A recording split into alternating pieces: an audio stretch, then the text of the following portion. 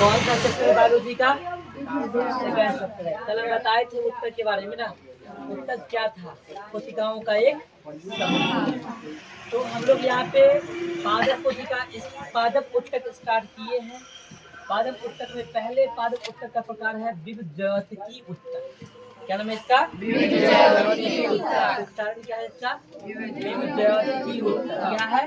विभजवतकी उत्तक। देखिए, ऐसे कहा जाता है कि हमारा शरीर जो होता है ना, कोशिकाओं से ही मिलके बना हुआ है। किससे मिलके बना हुआ है? कोशिकाओं से।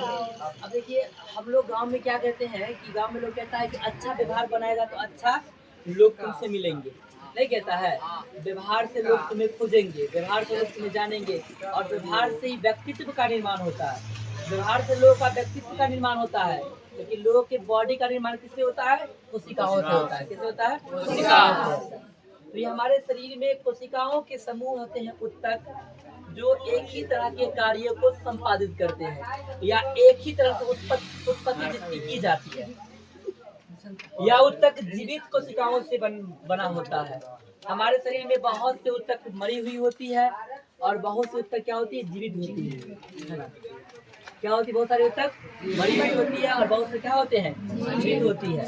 तो यह उत्तक किसकी बना हुआ है? जीवित कोशिकाओं से बना हुआ है। किससे बना हुआ है? कोशिकाओं से बना हुआ है।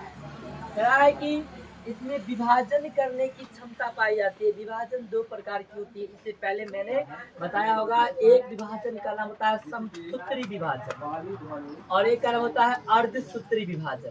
चैप्टर संख्या 1 में हम लोग को पढ़ना था, एक समसूत्री और एक हमारा अर्धसूत्री, मियोसिस और मिटोसिस करके आता है। ठीक है।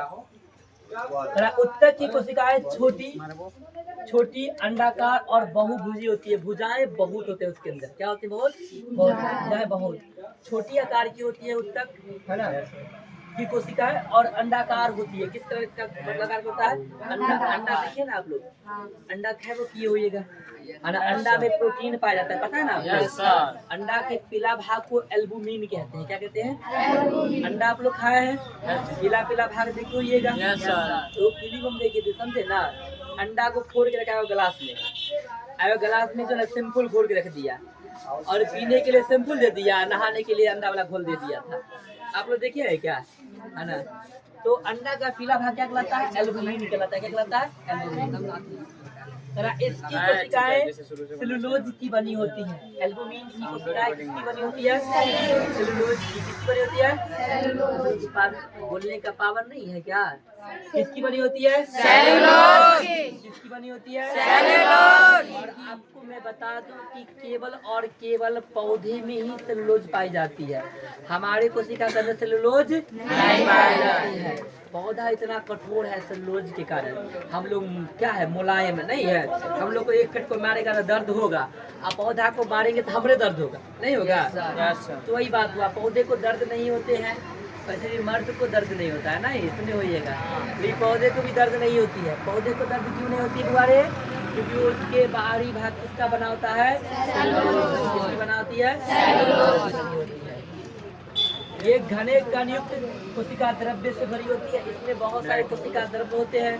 कोशिका द्रव्य में याद कीजिए, माइटोकॉन्ड्रिया, राइबोसोम, लाइसोसोम, अंतःपराद्रव्यीय जालिका, याद नहीं तो क्या, गोल्गी उपकरण, ये सब आते हैं कोशिका द्रव्य में। इसमें रसधानी नहीं होता है।